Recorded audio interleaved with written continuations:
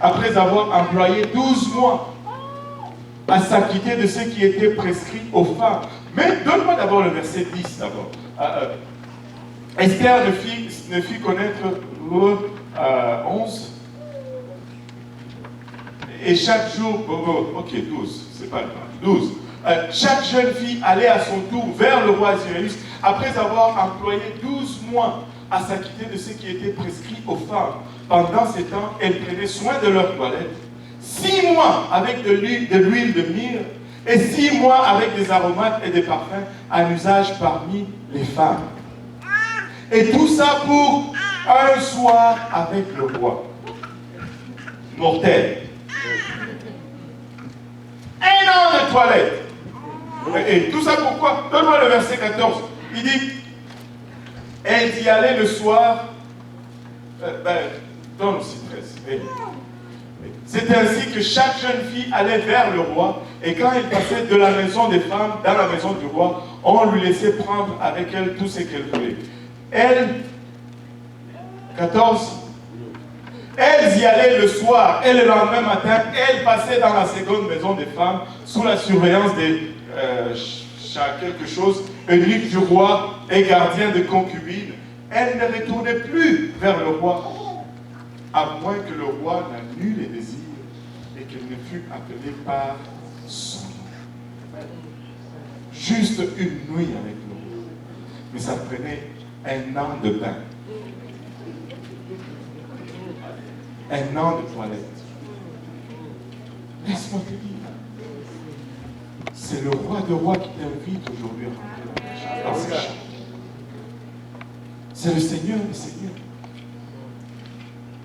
Tu ne peux pas rentrer avec la souillure de ce monde.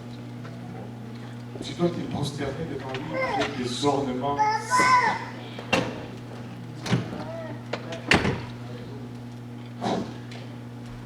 Oh Seigneur, aide-nous.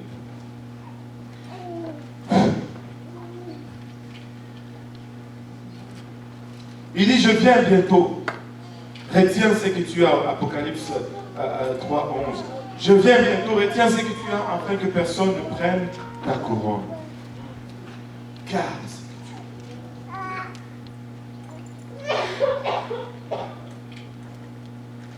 que tu as. La 7e et la dernière lettre, il écrit à l'ange de l'église de Laodicée.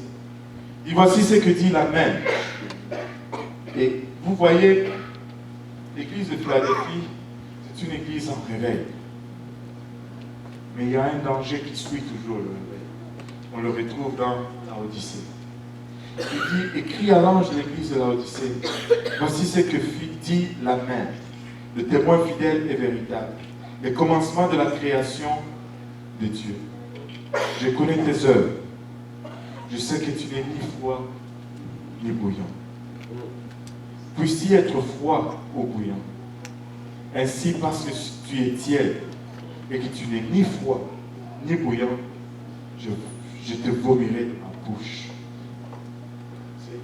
Après avoir goûté à la gloire de Dieu, après avoir goûté au réveil de Dieu, nous avons tendance à arriver à une place d'aisance où, avec un sentiment de satisfaction, nous avons fait. Nous étions chauds une fois. D'abord, nous étions froids. Nous avions été sauvés, c'était chaud. Le feu du Saint-Esprit nous a chauffés. Mais au lieu de maintenir cette chaleur, nous commençons à refroidir. Nous commençons à refroidir tranquillement jusqu'à ce que nous arrivons à une place où nous devenons tièdes. Et c'est une place dangereuse où Dieu nous vomit, où nous entrons dans une espèce de routine, où il ne se passe rien dans notre semaine, de lundi jusqu'à samedi. Le seul moment où nous courons même des fois pour juste paraître, c'est le dimanche. Et des fois même le dimanche, quand on ne chante pas telle chanson, nous ne courons pas. Et tranquillement, nous arrivons à une place où même, lorsque l'Église bourdonne, la présence de Dieu est forte, mais nous sommes là en train de penser à nos soucis, à nos préoccupations. Nous sommes tièdes. Nous ne voulons pas être tièdes. Il aurait été mieux peut-être que nous soyons froids. Parce que là, alors, on allait nous allumer. Que nous soyons chauds. Nous maintenons ce que nous avons. Mais être tiède, Dieu nous dit, il va nous vomir. Nous ne pouvons pas, l'Église, nous permettre d'arriver à une place de satisfaction. Je ne veux pas être satisfait avec Dieu. Tu ne veux pas être satisfait avec Dieu. Tu ne veux pas être satisfait avec ce que Dieu fait. Une âme s'est fait baptiser aujourd'hui, je veux en avoir 2 autres demain. Quelqu'un a reçu le Saint-Esprit aujourd'hui, je veux voir quelqu'un d'autre recevoir le Saint-Esprit demain. Aujourd'hui, on était 300 dans l'église, je veux voir 400 dans l'église demain. Aujourd'hui, on a évangélisé ici, je veux évangéliser là-bas demain. Je veux enseigner une autre étude biblique. Je ne veux pas et tu ne veux pas arriver à une place de satisfaction. Je ne veux pas commencer à me regarder et dire, je fais bien. Non, je refuse. Parce que c'est la place où tu commences à rétrograder. C'est la place où tu commences à devenir tiède. Et c'est la place où tu risques d'être vomi de la part de Dieu. Garde ta flamme allumée. Reste en feu pour le Seigneur. Sors évangéliser encore une fois. Témoigne encore à quelqu'un. Tu es persécuté, témoigne encore davantage. Tu es rejeté, déclare-les encore plus haut. S'ils n'ont pas entendu aujourd'hui, ils vont l'entendre encore demain. S'ils n'ont pas entendu à ce que tu vas dire demain, le lendemain, ils vont l'entendre encore une fois. Le message va être le même, la persévérance va être la même, l'enthousiasme va être la même. Nous allons prêcher jusqu'à ce que le Seigneur revienne ou jusqu'à ce que je tombe mort. Je vais prêcher. Je dois enseigner. Ce n'est pas, tu sais, ce n'est pas seulement pour ceux qui sont dehors que tu prêches. C'est pour toi que tu prêches. Laisse-moi te dire, si tu courais dans l'église, le jour que tu arrêtes de courir, c'est un jour dangereux pour toi. Si tu sautais dans l'église, le jour que tu arrêtes de sauter, c'est un jour dangereux pour toi. Si tu enseignais des études bibliques, le jour que tu arrêtes, c'est un jour dangereux pour toi.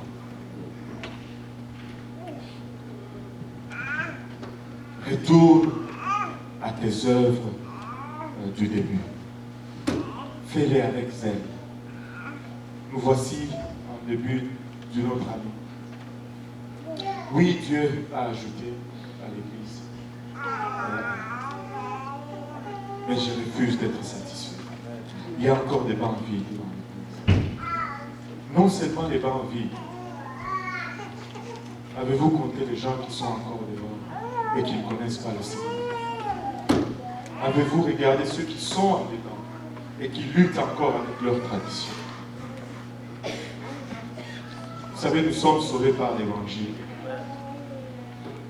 L'Évangile, c'est la mort, l'ensevelissement et la résurrection de Jésus-Christ.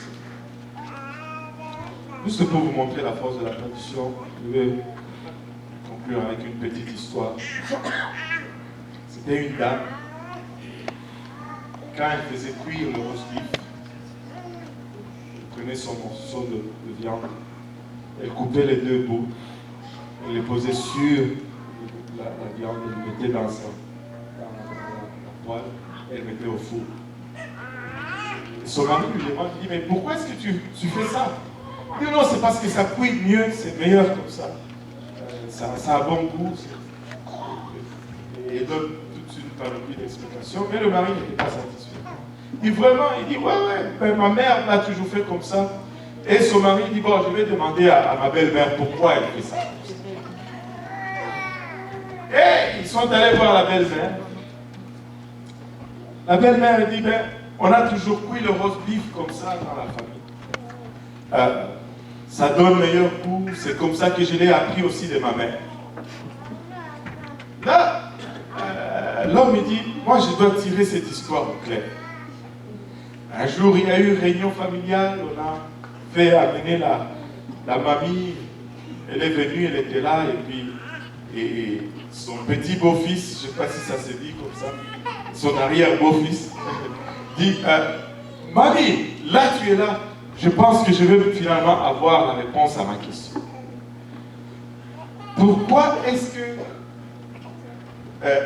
on coupe les 2 extrémités du roast beef avant de le cuire? J'ai demandé à ma femme, elle m'a dit, c'est pour la meilleure cuisson. Voilà, j'ai demandé à à ma belle-mère et dit que c'est vous qui l'avez enseigné comme ça, c'est pour la meilleure cuisson, blablabla. Et la mamie s'est mise à rire, a commencé à rire. Et là, l'homme demande, mais pourquoi tu fais ça? Tu faisais ça comme ça? La mamie dit, parce que quand moi j'étais marié avec votre grand-père, on était pauvres. Et on avait juste un petit poil comme ça. Le roast beef ne rentrait pas dedans.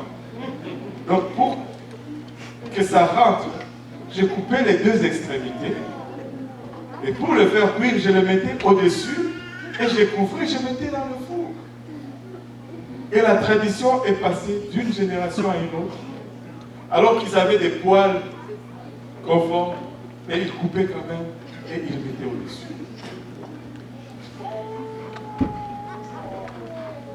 Nous ne sommes pas sauvés par la tradition. Nous sommes sauvés par l'évangile. L'évangile, c'est la mort, l'ensevelissement et la résurrection de Jésus-Christ. Et comment cet évangile nous sauve?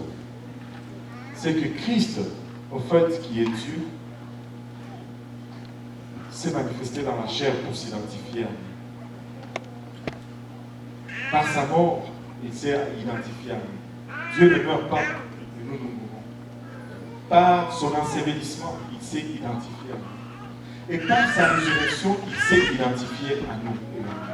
Il dit maintenant, si vous voulez être sauvés de vos péchés, vous devez vous identifier à moi par le moyen de ce que j'ai fait, qui est l'évangile. Et maintenant, comment est-ce que nous allons nous identifier à Christ? Christ est mort pour nous. Nous devons aussi mourir pour nous.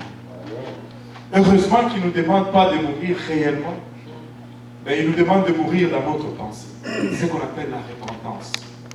Quand je me répands, je meurs dans ma volonté et la volonté de Christ commence à vivre en moi.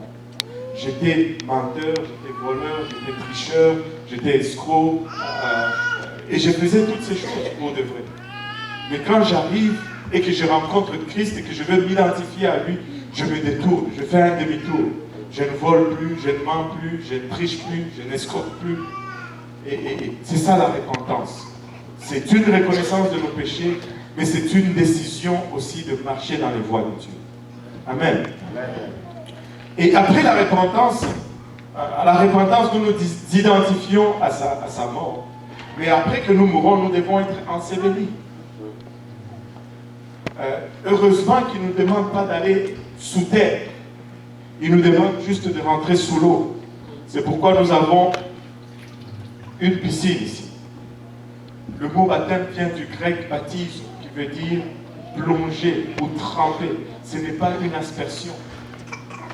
J'expliquais à quelqu'un, j'avais probablement 12 ans ou 13 ans, et mon frère Mutombo, il avait peut-être 14 ou 15 ans, quand nous avons eu notre baptême, notre premier communion.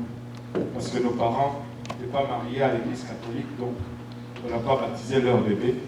Nous devions faire notre propre catéchèse, et nous étions grands, j'ai encore les photos, et on est allé à l'église Sainte-Bernadette, et à la Katouba. Et puis on a mis la tête comme ça sur une queue. Au nom du Père et du Fils et du Saint-Esprit, je te baptise ici. Mais ce n'est pas un baptême.